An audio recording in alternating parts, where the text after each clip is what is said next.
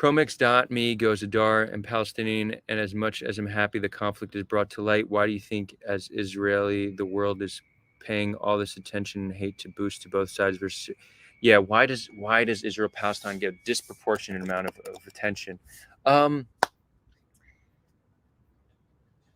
I've thought about this quite a lot. First of all, um, countries that are part of like the U.S. sphere of influence. So if they're like Western countries, they're seen as more relevant. Um, Israel is held often to a higher standard, right? So if Assad kills people, it's not if Assad is killing Palestinians, which he killed thousands during the Syrian civil war, you don't hear about it. But when Israel does it, you hear about it. One factor to that might just be that Assad is not funded and supported by the United States, whereas Israel is. So a U.S. ally that's heavily funded by U.S. tax dollars should be held accountable when it's committing atrocities, right? So that's a reason why Israel might get disproportionate attention. I think there's also a sexiness to it.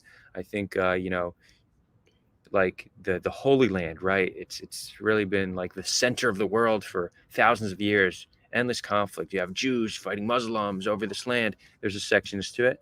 And I also think it's fueled by anti-Semitism as well. You have people who really don't give a shit about Palestinians, but they definitely don't like Jews, and this is an opportunity to attack them. And here's how you can see it. Like, you have these anti-Semitic accounts that they generally don't care about human rights. They don't talk about the weak. They don't care about the powerless. They don't care. They don't generally care when civilians are being killed, unless it's Israelis killing Palestinian civilians. And that generally should be seen as a red flag. And I'm not quick to just call people anti-Semitic. I think, generally speaking, many Jewish activists are making a huge mistake with how liberally they use the word.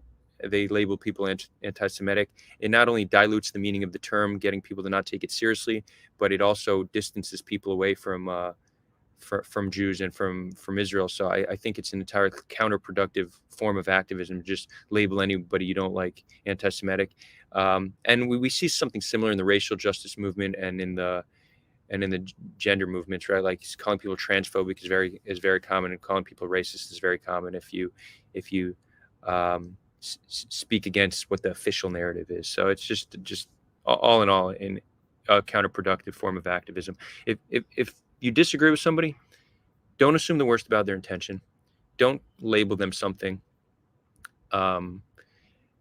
demeaning, and talk to them, right? Understand why they believe what they believe.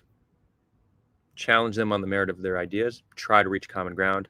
This will almost always be a more effective strategy to changing people's minds. Very, very rarely, somebody says Israel's committing genocide, and somebody might respond, "You're just an anti-Semite." You've convinced nobody. Not a single person is convinced by that argument. But they might say, "You know what? I'm not taking claims of accusations of anti-Semitism seriously anymore because it's just overused. So stop it. Stop with that shit."